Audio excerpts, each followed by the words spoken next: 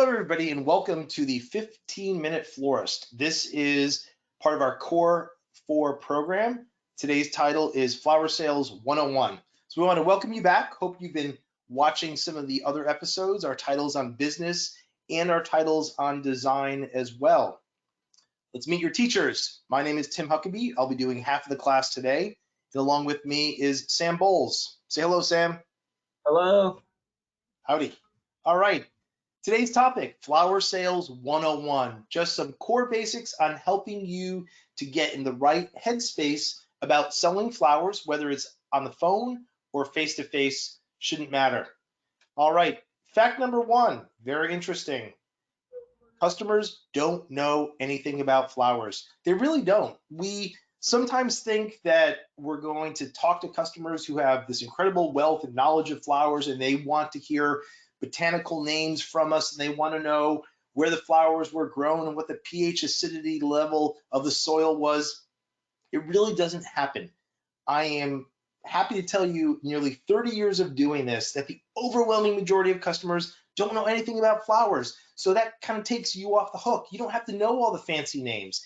It would be to your benefit to learn them and to take the time to expand your personal work library of the names of flowers and how long they last, but you don't need to know that much about flowers. The easiest thing to do is to talk about colors and color schemes. So my professional tip for you when you are talking to a customer and you're making the sale is keep it to a color scheme. Keep it simple. Talk confidently about the colors that are in season. For example, you can tie your selling process to the time of year. We're recording this workshop at the beginning of the year, and lots of flower shops are migrating from the winter palette to a spring palette. So you can tell the customer that we're using garden flowers right now in delicate spring colors. Sometimes a customer will ask for some more details. So if a customer asks, what kind of flowers are you using? You need to be prepared. Hey, Sam, when a customer asks you that question, how many flowers do you usually mention? I usually mention only two or three, and I make sure I mention the big ones that just about any customer will recognize. And to your point, I would say 99 out of 100, and I think I'm being literal. 99 out of 100 times, that's more than enough for the customer to say, "Oh, that sounds great." Exactly. So my advice is go into the cooler, know what flowers are being used in most of your arrangements. And to Sam's point, commit those to memory. So if a customer asks, well, what's in it? What kind of flowers are you using?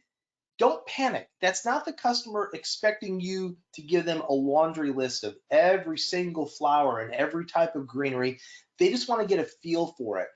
So for example, I might say to a customer, well, we're using a variety of garden flowers, including or such as roses and snapdragons and lilies. And yes, the overwhelming majority of customers, when they hear that, they're happy and they'll say, oh, that sounds great. Now, you've got to be a good listener, because at that point, if the customer says, oh, she doesn't like those, or make sure you include some of those, put that on the order, because the customer will remember that conversation. And if we don't follow through, that can turn into a complaint. But please rest assured, pardon me, that the overwhelming majority of customers that you're talking to really don't expect you to talk to them like a botanist. And knowing that should make you feel empowered and comfortable and relaxed to jump in there, grab the phone, greet a customer when they come in, even if it is only your second week at the flower shop. Let's look at another fun fact. Sam, you want to jump in? Yeah, so fact number two is that customers look to you as the expert. When they walk into your business, and really when any of us walk into any business, until the associate who works there gives me a reason to believe otherwise, I just naturally assume that they're an expert at what they do. I value their opinions. When I go into a new bakery and I'm trying to decide what pastry to have for breakfast, I ask the person working there, what's your favorite? What's popular? And the same thing happens in a flower shop. It's funny that this fact comes after fact number one, Tim, because I was just in one of our retail locations and I was talking to one of our newest staff members who's only been working there for 2 weeks. And I asked her, how are things going? She said, it's going really well. I'm learning a lot. I said, do you think you're a flower expert yet? And she said, no, I'm not quite a flower expert yet. And I said, well, I bet you are. So I just started pointing at some things and playing a fun little quiz. And I was like, what's that flower? What's that? What would you call that? What would you call that? And she got everyone right. And I said, see, you are a flower expert. And she kind of laughed. But I said, truly, if you've worked in a flower shop for 48 hours, you probably do know more about flowers than 95% of the people on the planet. So customers are expecting us to be the expert, and we have to make sure that we are filling that role. And not only that, but that we're leveraging that dynamic as well, which brings us to our expert tip on this particular point, which is instead of making everything a question and saying to customers, well, now, do you want to do this? Or have you thought about this? Or do you think you like this? Or do you think she'll like this? Make strong expert recommendations. Say, here's what I'd suggest we send to your friend as a thank you arrangement from her. Or to gentlemen, here's what I'd suggest we do to really make this a special birthday or a special anniversary. Customers view you as the expert naturally, so make sure you are leveraging that dynamic. The language is really important here, and that's why we intentionally put the phrase "I suggest" in italics. And we regularly train people who will say to us, well, I don't want to be pushy and I don't want to sound like I'm being an aggressive salesperson. We agree 100%. We never advocate saying to a customer, you need to buy this, you should buy this.